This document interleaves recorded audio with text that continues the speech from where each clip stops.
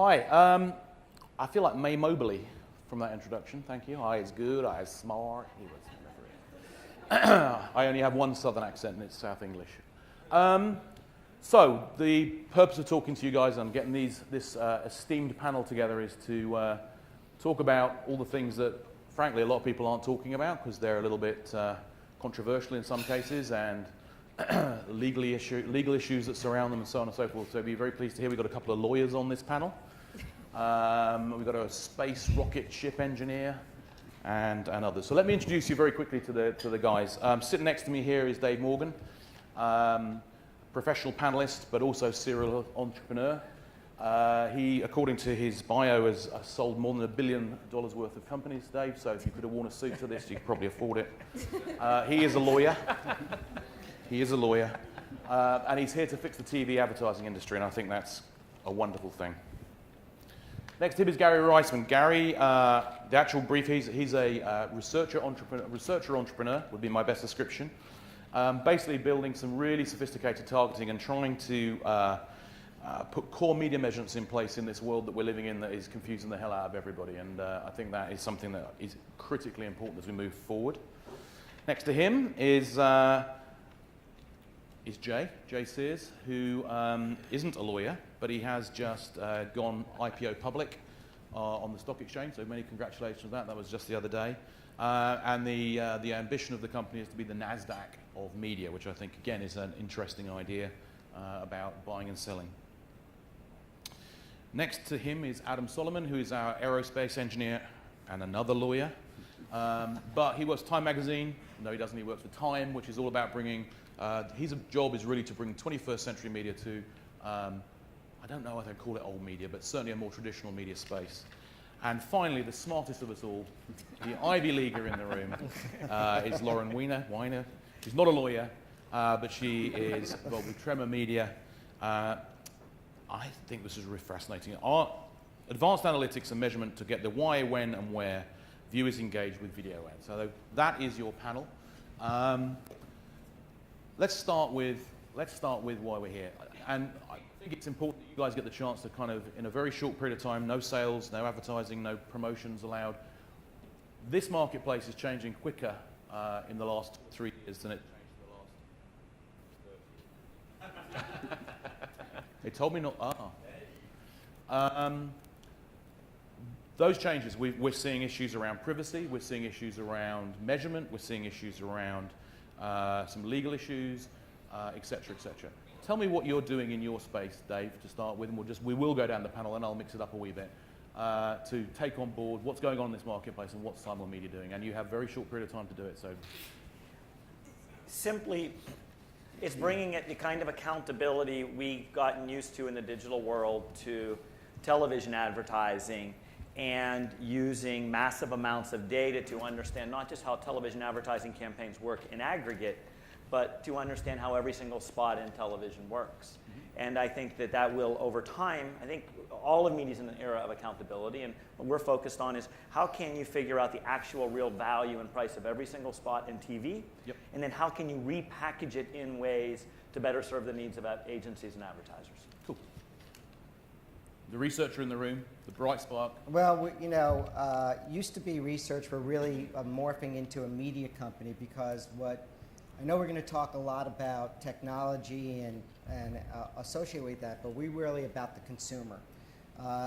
We believe strongly that the marketplace is going to move to audience-based marketing, and that the consumer is really at the heart of that. So we work at identifying people who are attached to brands and leverage that attachment to create audiences that can be followed online. So therefore, we talk a lot about platforms and which platform are people in. If we can find the consumer who's more likely to consume our product or more likely to engage in our brand and follow them around wherever they go by targeting them as audiences, then I think that's where we can benefit from the insights and the big data together.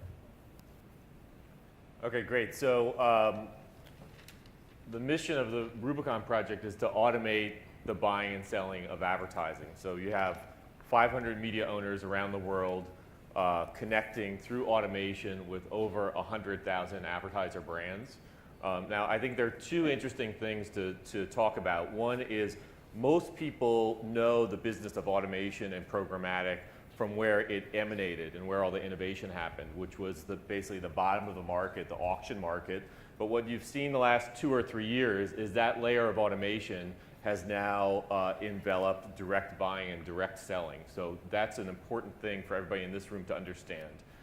And then the other important message today to talk about is the technology piece is complete. It works. And what's really interesting to talk about is the organizational change and transformation that's going on inside ad holding companies, inside agencies, and on the media owner side. So at Time Inc., everything is new and different. If you're following the trades, you can follow minute by minute. We're changing. In the next month or so, we're going to be spun off from Time Warner, be a separately traded public company. And with that comes a lot of opportunity. And the challenge to our ad products team and to our organization in general is what do you do with 25 plus iconic brands, People, EW, Real Simple, all these brands that people know, these connections you have consumers. What do you do to leverage that connection to those brands, the kind of content capabilities you have, the data that you have? What do you do when you're untethered from being part of the publishing group of Time Warner and you have the opportunity to explore anything you want to explore, video, TV, programmatic, multi-platform? What are the opportunities and how do you go down those roads, leveraging the assets you have? And also, how do you change perception in the marketplace from being the magazine print-first publishing company to something a little different, multi-platform solutions? So at Tremor Video, we're focused on transforming video across all screens. The challenge in the market is that as consumers have started changing their viewing habits and they're watching on all different kinds of screens, marketers and publishers, quite frankly, don't know where to best find them. And so our technology makes it very seamless and effective to find the consumers regardless of where they are and to aggregate them into one buy. In terms of your other question, though, about viewability, because I'm going to get back to that, we're very focused on making buying transparent as we go into this wild west across screens.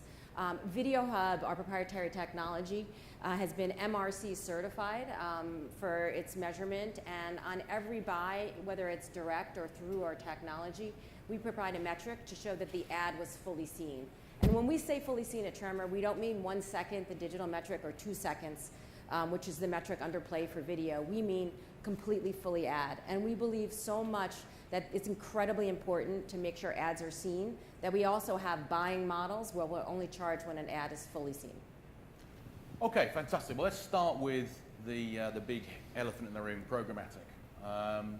Start with you, Jay, because you're in the you want to be the NASDAQ of media. So what is it? We're all going to be out of work. We're going to be run by robots. What's the future? What's it look like? Give me some sense of how big this thing can actually be. Yeah, so we've been working on this fear and loathing problem to which you refer. And we like to say we bring buyer and seller together and push the technology down underneath. So I think it's actually misleading. Like it's really about the empowerment of people. So when people say, oh, well, who does Rubicon Project compete with? We like to say we compete against inertia. We compete against fax machines and telephone calls and unstructured data and Excel spreadsheets and PowerPoint slides. So automation is a means to an end.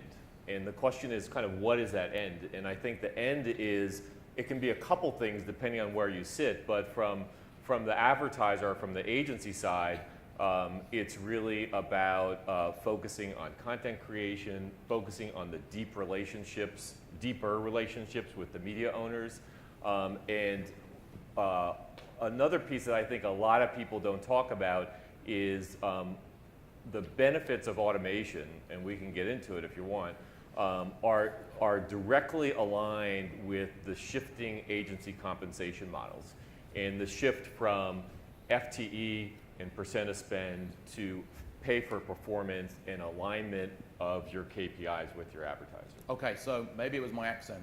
What I actually asked, that's a brilliant answer to a different question, was how big do you think this could be? How big do you think this will get? I mean, Dan Salmon was talking in the Montreal Bank of Montreal analyst was talking 50% of all impacts by 2018. What's your view? If you're going to be the Nasdaq, you're right in the middle of it. How big do you think it's going to be? Yeah, I mean, I would look at what some of the numbers Dan has, some of the numbers that IDC has. Those are kind of often referred to. But anything that is, spots and dots, anything that happens over and over and over again can have an automation layer built around it. I do think that there are two pieces of automation. So when you look at, hey, what's the market size and how does adoption happen? You have to look at both the programmatic piece, which is the piece we all talk about and we're all a little obsessed with, which is really the impression-based trading and leveraging first-party data and all the rest of it. And then the second piece that a lot of people don't talk about, and if you do talk about it, it actually makes the addressable market bigger. And the source I'd look to for this is some of the Magna Global market sizing reports, is workflow, right? Yep. And I think that's a lot about, Dave can talk about linear TV and some things around that, but how we bring in those pieces that are maybe not digitized, maybe not IP enabled yet, but certainly can benefit from automation. So you're going to save TV. You said so in here. Yeah. This thing is kicking off. The networks, the TV market has been pretty resistant to the world of programmatic. What are you seeing? How's it seeing from where you're sitting? Well, if programmatic means machine-to-machine trading of most of television campaigns, that's not going to happen anytime soon. You're not going to see what John Costello showed us earlier, where how do you manage your integration with ESPN, your 8-second and change the billboard, if you don't have a really good relationship between, if it's not human to human. However, to get that integration, 70% of the spots were rotators or packaging across ESPN or ABC Disney properties. And there's no question that that will ultimately be more automated over time and more data driven. I think that, but I think that the idea that it's just going to eat up the whole industry isn't likely to happen anytime soon. So Lauren, you're talking about multiple platforms and video really operating, and I think the word video is interesting rather than platform by platform. How are we going to get to a place where there is a consistency? So I've represented my customers know what the hell I'm buying when I want to go into that programmatic world, because in the end, we're dealing with a tyranny of choice here. There's just too much out there, and it's far too complicated. So the banking industry's solution to that was to automate. They automate, they can sell and buy copper or oil or anything. It doesn't really matter. How do you do that across platform? Yeah. One of the ways that we're doing it right now is we have a proprietary patented technology where a marketer sets their goal, and the goal is the campaign is screen agnostic, and our technology automatically optimizes to where that campaign is performing best in real time. One of the challenges is that ahead of time it's hard to know, are my consumers going to engage most on desktop, on mobile, on connected TV, on tablet? And in each and every case it might be different. So letting the technology do that heavy lifting of automatic optimization is really a big help in this world. And it's a big help, number one, for effectiveness, and then number two, for efficiency, because then a marketer doesn't have to write separate insertion orders and line items. So this can be done direct, but this also can be done programmatically through a demand-side platform. And I think that's really going to be the future, where marketers are super clear on their goals and they're very clear on what the ROI they want, but they let the technology enable the campaign to get to the results, so that it requires less headcount, because to your point earlier, FTEs are an important driver of how agencies get compensated. Adam, you're the media owner in the room. You spend an inordinate amount of money on high quality editorial people, and over time you've invested enormous amounts of money in printing presses and various other things. How do you make sure that this isn't just the road to nowhere, just the lowest possible price? Yeah, I mean, I think, and I think maybe other publishers would share my view on this, in that for us, programmatic is a tactic, not a strategy. So what we're really trying to do is we're trying to move product for our marketing partners. We're trying to change sentiment. We're trying to do things that are really important to our marketing partners. And we will transact whichever way is best based on whatever the objectives are. So when it comes to programmatic, if it can make the buy more efficient, then we'll definitely do that. Increasingly, what we're finding is that we're using programmatic not necessarily for open, blind RTB, real-time bidding, but we're using it for private marketplace arrangements, and we're using it because it's the most efficient way to surface data on both sides. So if it's BYOD, bring your own data, if the clients bring in the data, then they can transact that way. But increasingly, clients are saying to us, our marketing partners are saying, hey, Time Inc., you have this great content. You have a lot of learnings about what your customers are doing, how they consume content, what their wants and needs and passions are. Can you please surface that data so we can buy against it, against your inventory, or maybe in the future against other inventory sources? So we find that using programmatic pipes is the best way to execute that. But once again, it's just a tactic, one among many. And I would say the same thing about native and mobile and social and all those other things. These are all tactics, all leading up to a grand strategy of what we're trying to do with our marketing partners. Can I make a point here too? Because I think what Adam's saying is really important. So what media owners are realizing, and Adam's a great example of it, is that it's not just now, historically it was always about unique access to media. And that was the trading discussion you had with the agency. And now it's that plus unique access to data. Not third-party data, but first-party data. And what Adam knows about his customers that are relevant to the brand. And that gets deployed through automation and programmatic, but also like we were saying, it doesn't replace people, right? The people are still essential in that negotiation, but the automation is how you leverage it at scale. Okay, so Gary, one of the things that makes the financial markets or the commodity markets work well is the phrase they use is fungibility. In other words, if I buy a 24-carat piece of gold, I know exactly what that is. Across all these different platforms, as consumers and people move from one screen to the next or one device to the next, how on earth do we have fungibility? How do you get something we can say, okay, that's worth that there and that's worth that there? Well, I mean, first of all, I do want to say that advertising was much better when we was BYOB, bring your own beer, as opposed to bring your own data. To your point, I mean, here's what I think. I think we need to, the programmatic, the automation and everything associated with it is a great, fantastic way to go. I think from a marketing standpoint, we need to take a step back and understand how we curate all of this data that's in the marketplace and all of the different platforms that are available for the purpose of the marketer's objective.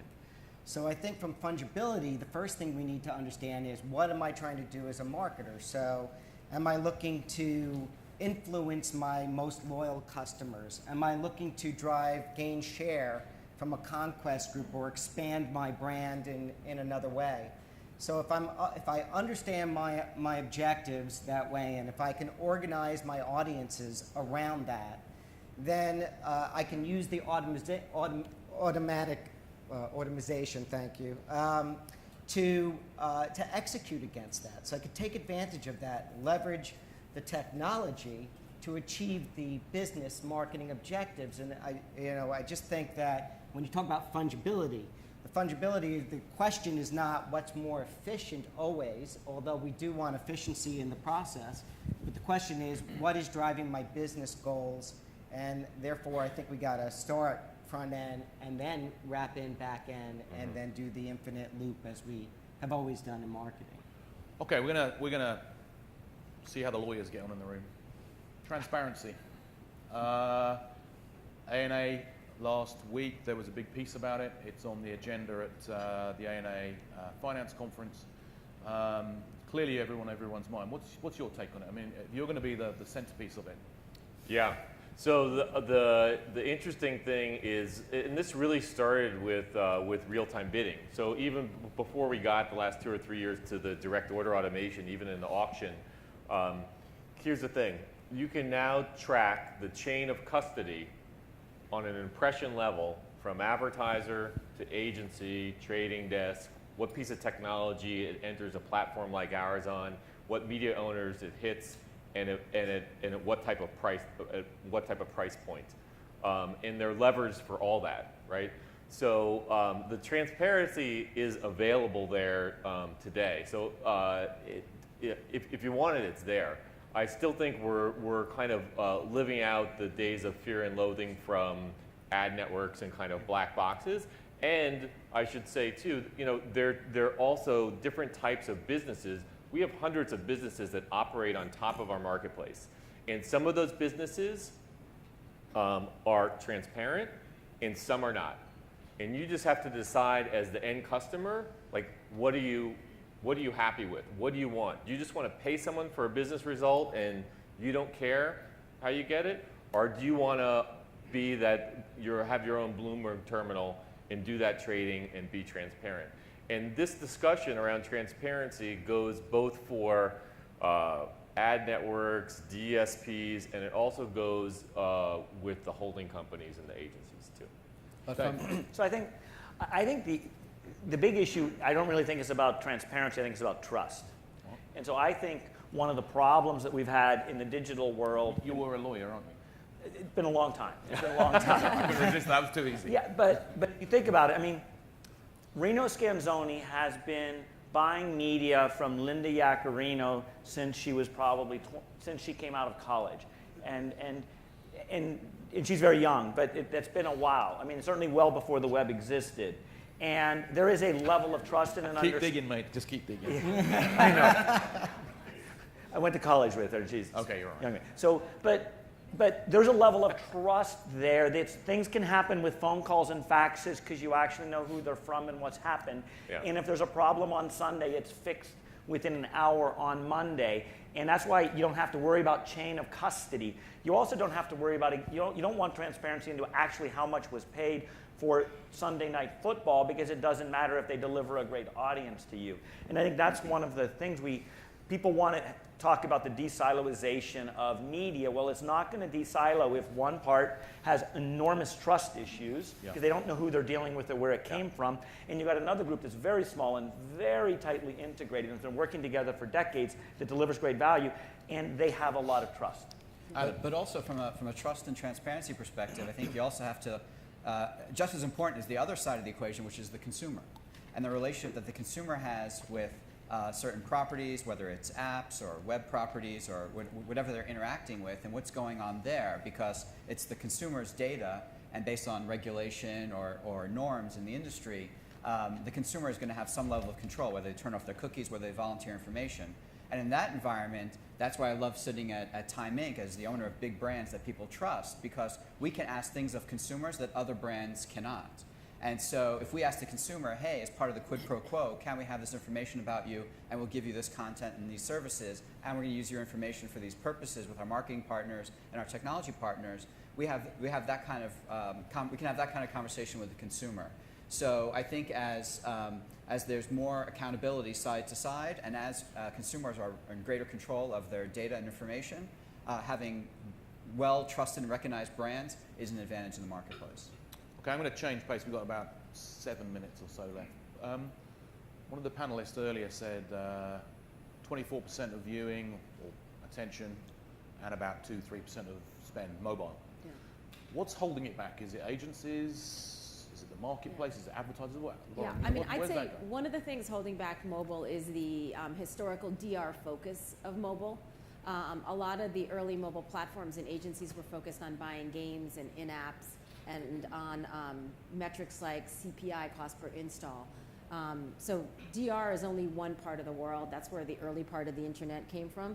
But as we all know, the holy grail and the big pot of money is on TV. And so mobile needs to prove its worth in branding in order to get that real pot of money coming from TV and to get its share of attention. And mobile video, for example, I think is a great way to prove it because there's nothing like sight, sound, and motion, whether it's on your big screen or on your little screen. And that's why at Tremor we're so focused on having all-screen products that naturally allow the flow of money to go to mobile as it proves its effectiveness. Okay, so Gary, you know, in the things you're working on, where does mobile fit into that? How does that, is it working better? Is it not working better as you think about that emotional attachment? Well, I mean, I think that certainly your mobile device is the most emotional attaching thing that you have. We have research that shows years that the iPhone is the most attaching brand in the world, right? So certainly to your point, that the mobile phone should be a branding device eventually, and so should actually all of digital media work in that direction. There'll always be some DR. You know, if I'm developing a marketing plan, I'm going to have some optimization. I'm going to have some Salesforce, some DR and I'm going to have a big brand campaign. But we definitely need to get to areas where we are looking at the branding impact of not just mobile, but all of digital, and understand that a lot better, because it is being held back by the DR beginnings of the digital space, which started with display and then with mobile, and now I think everybody in this room knows that we must get beyond that sort of measurement process and really get to understand the full impact of all the advertising across the different aspects that we need to do. Is it really that, or is it actually that publishers and producers of content aren't very good at putting it on small devices, Adam?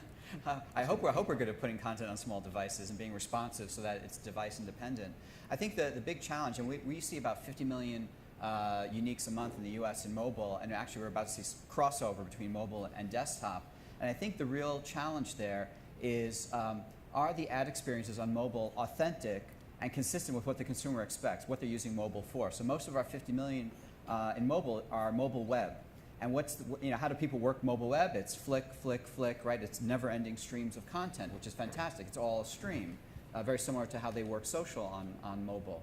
And are the ad experiences consistent with that kind of behavior? And I think that's why there's a lot of talk about native type experiences in mobile. And once again, when we think native, we think more authentic. Maybe it should be more content driven, things that people want to engage and interact with, not things that are more interruptive or they kind of miss it as they're flicking by. So I think we've done a lot of research on how people work mobile throughout the day, what they want morning, afternoon, and night by device, including mobile. But I think the ad solutions need to catch up, and then we're caught in a catch-22. We can come up with the best ad solution for that kind of context. However, can we do it at scale, and can we transact with our marketing partners in a way that's efficient and accountable, or do we just kind of retreat to things that are kind of more lazy and easy for all of us to do? I think that's the big challenge. Okay, I've one last question in the 2 and a bit minutes, which is, in the next month or so, the circus is coming to town. Jimmy Kimmel will sit on stage and tell us, you're all crazy, we're telling you when to show these shows, we're never going to show them, you're just buying the space, right? And yet, the TV market still, investment-wise, will still be up this year, probably. We've all sat around this panel and we've all said, mobile's going to be bigger, we're going to do this, programmatic's going to get bigger. Really? TV still seems to have that anchor in the marketplace. Why? Is it the advertisers that are so conservative they don't want to move? Is it the agencies? It's in their vested interests not to break out of that system? What do you think, Dave? So, number one, demand outstrips supply. So more people want to buy it than there is inventory to sell, and that's why it's going to go up. Two, because if you're McDonald's or Dunkin' Donuts or State Farm Insurance, in aggregate, you get a massive, predictable, fast ROI on your TV spending. You can move tens of millions of people to take an action. And we have not seen any other media that has been able to do that by far. And then it is incredibly efficient, where you're going to have one negotiation, with Reno or Chris Magel or Assembly, and you are going to be able to get very predictable, profitable sales growth out of it. And that's going to become the multi-screen factor of fungibility, which is, can I get predictable, profitable sales growth by buying this media? And that's what people will trade on. Okay, I'm going to scoot down the line. You're going to have to do very quick answers. Well, I agree with that. I mean, TV has modeled, we talked about it, has, 50 years of modeling against it. And where, the digital side, whether you're talking about whatever platform, has to get under its belt the ability to prove its value and worth. I do believe that over time that the TV market will go digital, and that's going to change the face of how we buy audiences within that it'll be less about reach and much more about audience delivery. Commercial break's about to come. Yeah, so I will answer this from kind of the programmatic side of the house. What's interesting is, as you see direct order automation come into the market, the trading negotiations with the big media owners, automation is on the table. That used to be balkanized, it used to be handled by a separate group, and more that's a unified discussion, so that's where you see growth on that side of the fence. The thing about TV is that you can engage passionate audiences at scale. You need scale. And so we think about that at Time Inc. We touch 140 million people every month across our platforms. And so we're trying to think how to use print and all these digital platforms together as we touch audiences, as we engage with them. How do we find those audiences again across different platforms using data as the connector? and maybe that's one way to produce something that's equivalent to what you can get in TV in terms of tonnage and ability to affect emotion. Laura, I'm holding the brake bumper for you. Thank you. Well, TV's not going away. I do think that it's going to become a broader definition, and I predict that it's going to be called the video up front at one point rather than the TV up front. You asked about how mobile's going to get in there and video's going to get in there. Well, all of the major TV companies are now bundling all the other screens as part of their, quote, TV up front. And I also predict that the programmatic up front and the TV up front will merge, where TV's going to have a barbell strategy. The big sponsorship tentpole events will be bought in one way, and then there'll be a programmatic commitment for the rest of the inventory, the parts of the inventory that might have gone to infomercials or some of the daytime inventory that's a little bit less desirable. Well, as Click and Clack, the Tappet brothers have said, you've wasted, no, I hope you haven't wasted half an hour. Have you got any questions? Michael. I know. So I want to go back to the transparency question for a second. Oh, shit. Because I think Shoot. it's a... You're supposed to delete the expletives. Shoot. Yeah, exactly. But I want to go back to the transparency question for a moment, because there's some people in the room who might remember a company called Western International Media that I was fortunate enough to run for a decade, and it was famous for a lot of things, but it was famous for being a non-disclosed media buyer. That was in the day before procurement took such a role in marketing. My curiousness here is, I agree with what you said, Dave. Relationships matter, and the fact that Linda and Reno dated, or whatever they did, I don't know. But I didn't say that. I'm just trying to stir it up a little. But all kidding aside, that's a key element in this is trust, obviously, and transparency. But procurement really doesn't focus on the fact that Reno and Linda have done business together for decades. They focus on verification and proof. How is that, from your perspective, how is that kind of equation getting solved? Well, right now, I think, Suzanne started it off well when she said marketing today so much is about covering your ass. And right now, the head of marketing and media is in a very difficult position because they're running a cost center to push back on procurement for using the absolute wrong methodologies to determine whether the media is correct. And I think as accountability comes into media and it can be seen as a profit center, then that person can say, procurement, you're looking at it the wrong ways. Relationships do matter.